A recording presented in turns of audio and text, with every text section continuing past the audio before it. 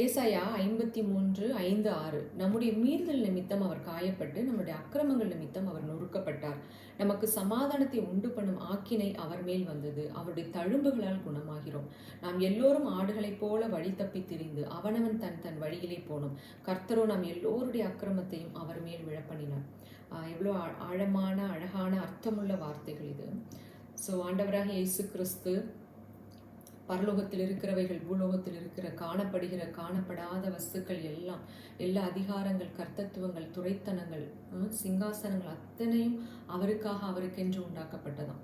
அழகில் சிறந்தவர் சாரோனின் ரோஜா. அது மாதிரி ஆண்டவராக இயேசு கிறிஸ்துவை குறித்து எண்ணற்ற மகிமையான காரியங்களை படிக்கிறோம். ஆனால் அப்படிப்பட்டவர் நமக்காக மாம்சத்தில் இறங்கி வந்து நம்மளுடைய மீறுதலுக்காக அவர் காயப்பட்டார், நம்மளுடைய அக்கிரமங்களுக்காக அவர் நொறுக்கப்பட்டார். ஸோ எத்தனை ஆழமான வார்த்தைகள்! இதை நம்ம அப்படியே படிச்சுட்டு போகாமல் இதில் ஆழமாய் சென்று நம் ஊடுருவி பார்க்கும் பொழுது நிச்சயமாக இந்த நல்ல நேசரை நாம் நேசிக்காமல் இருக்கவே முடியாது. அப்போ பைபிளில் வந்து 3 வார்த்தைகள் வருது பாருங்களேன்: பாவம், மீறுதல், அக்கிரமம். ஸோ பாவம் அப்படின்றது என்ன அப்படின்னா மிஸ்ஸிங் த மார்க் அப்படின்னு சொல்லப்படுகிறது. அதாவது தேவனுடைய நமக்கு ஒரு மார்க், ஒரு இலக்கு இருக்கும். ஆண்டவர் நம்மை படைத்ததற்கு ஒரு நோக்கம் இருக்கும். அந்த நோக்கத்தை தவற விடுகிறது தான் வந்து பாவம். மீறுதல் அப்படின்னு சொல்றது, அதாவது நமக்கு தெரிந்தே சில காரியங்கள் இது தப்புன்னு தெரிஞ்சு அதை மீறி அதை செய்கிறோம் பாருங்க, அதுதான் மீறுதல். அக்கிரமம் அப்படின்னா அது வந்து தொடர்ந்து அந்த பாவத்திலேயே அந்த மீறுதல் காரியத்திலேயே நாம் தொடர்ந்து கொஞ்சம் கூட ஒரு மனம் மாறுதல் இல்லாமல் தொடர்ந்து அதை நாம் அதிலே நிலைத்திருக்கிறது தான் அக்கிரமம். அது வந்து என்ன பண்ணுன்னா நன்மைகளை சிதைக்கக்கூடியதாக இருக்கிறது. ஸோ அதுதான் வந்து அக்கிரமம்.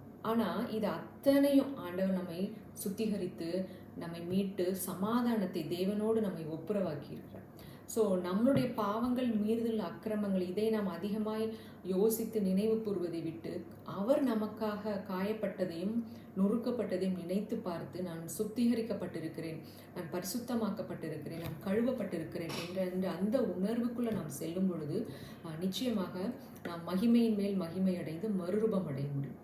ஸோ தேவனுடைய திருவிருந்தில் அவருடைய இரத்தத்தை புசிக்கும் பொழுதும் அவருடைய சரீரத்தை புசித்து அவருடைய ரத்தத்தை நாம் பானம் பண்ணும் பொழுது என்ன சொல்றாருன்னா, என்னை நினைவு கூறுங்கள் அப்படின்னு சொல்றார். என்னை நினைவு கூறுங்கள் அப்படின்னா சிலுவையில் அவர் எனக்காக என்னுடைய பாவங்களுக்காக அடிக்கப்பட்டு நொறுக்கப்பட்டதை நினைத்து பார்த்து நான் கழுவப்பட்டிருக்கிறேன் அந்த நன்றியோடு அவரை நோக்கி பார்க்க தான் சொல்லியிருக்கிறார்.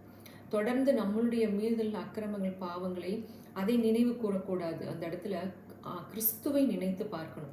எனக்காக பலியான ஆட்டுக்குட்டியை நான் நினைத்து பார்க்கும் பொழுது என் இருதயம் அங்கே சுத்திகரிக்கப்படுகிறது. எத்தனை நல்ல தேவன்! அப்போ தேவாதி தேவன் இந்த உலகத்தை ஆசையாக படைச்சு மனுஷன் விழுந்து போனப்ப அந்த பழைய உடன்படிக்கையில், பழைய ஏற்பாட்டில் பார்த்தீங்கன்னா அவனை தன்னோடு ஒப்புரவாக்கி கொள்ள வந்து நிறைய பேரை அனுப்புகிறார். நியாயாதிபதிகள் அனுப்புகிறாரு, தீர்க்கதரிசிகள் அனுப்புகிறாரு, ராஜாக்கள் அனுப்புகிறாரு, நியாயப்பிரமாணங்கள் கொடுக்கப்படுகிறது, கட்டளைகள் கொடுக்கப்படுகிறது. ஆனால் எதுவுமே தேவனோடு அவங்கள ஒப்புரவாக்க முடியல. ஸோ அதுக்கப்புறம் மல்கியாவுக்கு அப்புறம் வந்து 400 ஆண்டுகள் வந்து அது அமைதியாக இருந்தது. தேவன் பேசவே இல்லை, அமைதியாக இருந்தார். ஸோ மீண்டும் இந்த மனிதனை எப்படியாவது நான் தன்னோடு மீட்டுக்கொள்ள வேண்டும் என்ற வைராக்கியம் கொண்டு தான் அவர் மாம்சத்தில் இறங்கி வருகிறார். தேவனே மாம்சத்தில் வெளிப்பட்டார் என்பதற்கு எத்தனை நல்ல தேவன்! ஸோ அவருடைய திட்டம் வந்து மனிதன் அழிந்து போக வேண்டும் என்பது அல்ல, எப்படியாவது தான் வழி தப்பி போன பிள்ளைய தன்னோடு சேர்த்து கொள்ள வேண்டும் என்ற ஒரே ஆசையினால தான் அவர் வந்து மாம்சத்தில் வெளிப்பட்டு அந்த சிலுவை மரணத்தை ஏற்றுக்கொண்டார். இதை நாம் நினைத்து பார்த்து நித்தமும் நன்றி சொல்றதுக்கு தான் இந்த வாழ்க்கை. இந்த வசனம் பொழுது நாம் எல்லோரும் ஆடுகளைப் போல வழி தப்பி திரிந்து அவனவன் தன் வழியிலே போனோம். கர்த்தரோ நம் எல்லோருடைய அக்கிரமத்தையும் அவர் மேல் விழப்பண்ணினார்.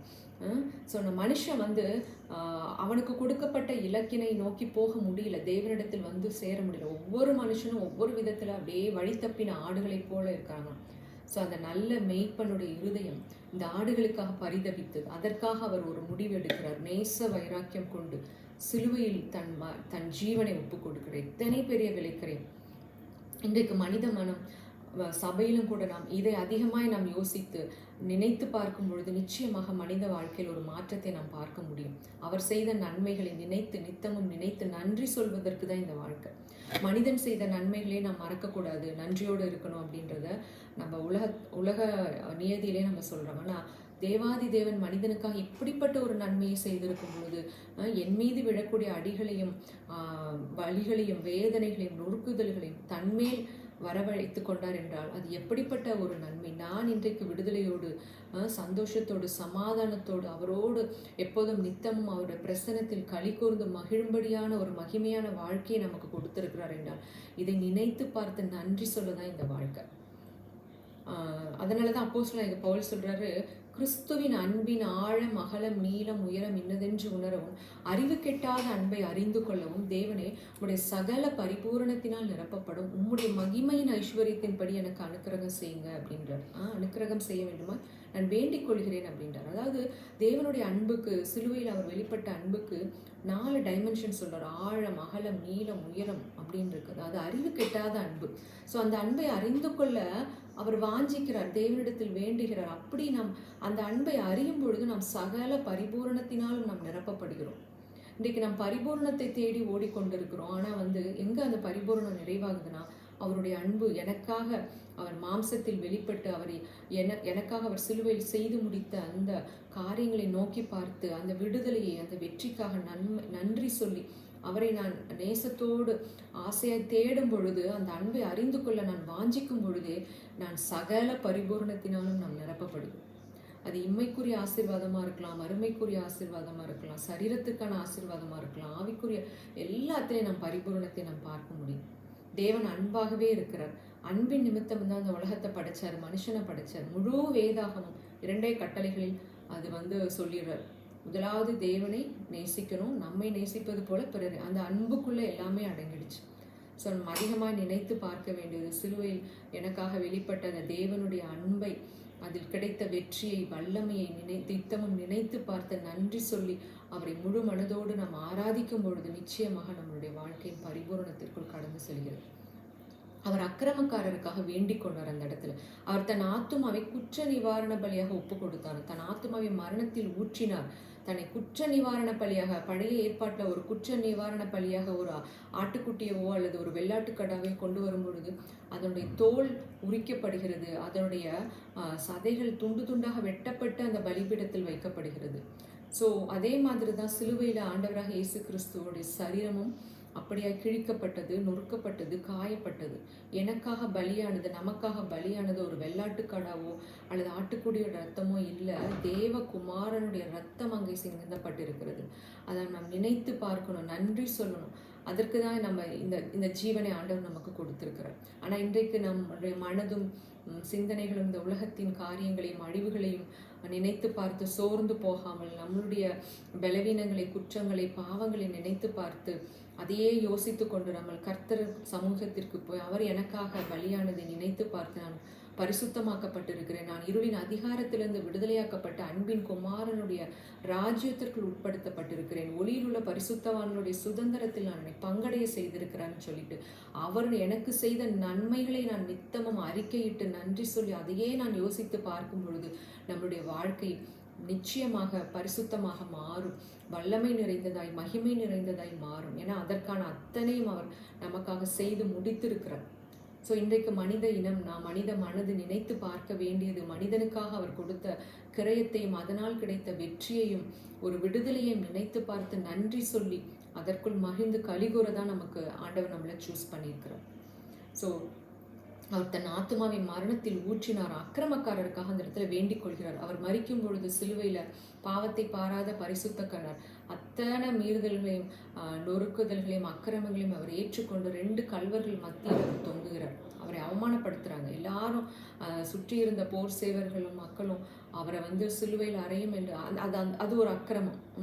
மனிதர்கள் அந்த இடத்துல ஒரு அக்கிரமக்காரர். ஆனால் அக்கிரமக்காரருக்காக அவர் அந்த இடத்துல வேண்டிக் கொள்கிறார், பிதாவே இவர்களை மன்னியும் என்று.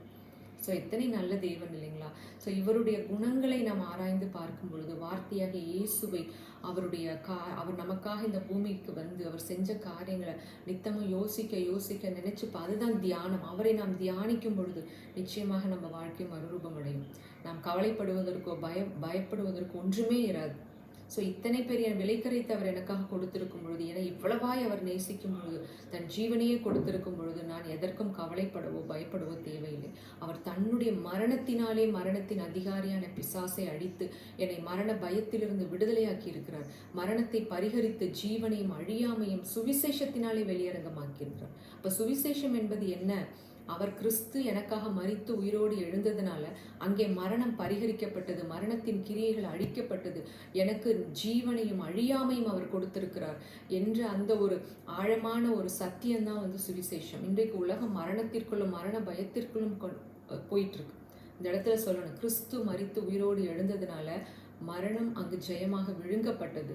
ஸோ கொள்ளை நோய்களோ இந்த உலகத்தை பயமுறுத்துகிற எந்த காரியமும், பாவங்களாக இருக்கலாம், பொருளாதார பற்றாக்குறைகளாக இருக்கலாம், வியாதியாக இருக்கலாம், மரணத்தின் பயங்களாக இருக்கலாம், எதுவும் என்னை ஒன்றும் செய்ய முடியாது. ஏன்னா எனக்கான ஒரு கிரயம் ஆண்டவராக இயேசு அந்த சிலுவையில் கொடுத்ததுனால நான் முற்றிலுமாய் விடுதலையாக்கப்பட்டிருக்கிறேன் என்ற அந்த ஒரு ஆழமான ஒரு விசுவாசம், ஒரு நம்பிக்கை என்னுடைய இருதயத்தில் வேரூன்றும் பொழுது நிச்சயமாக என்னுடைய வாழ்க்கை ஒரு மறுரூபத்திற்குள் கடந்து செல்கிறது. நாம் இருக்கிற இடத்துல வெளிச்சமாக பிரகாசம் நிறைந்த விளக்காக நாம் வாழ முடியும். அதற்காக தான் ஆண்டவர் நம்மளை சூஸ் பண்ணியிருக்கார். ஸோ இந்த தேவனை நாம் இன்னும் ஆழமாய் அறிந்து கொள்ளும், அந்த நேசரின் அன்பை உணர்ந்து நம்ம வாழ்க்கையில் அதை அனுபவித்து மற்றவர்களுக்கும் அந்த அன்பை நாம் கடத்தி செல்வோம். ஆமேன், ஆமேன்.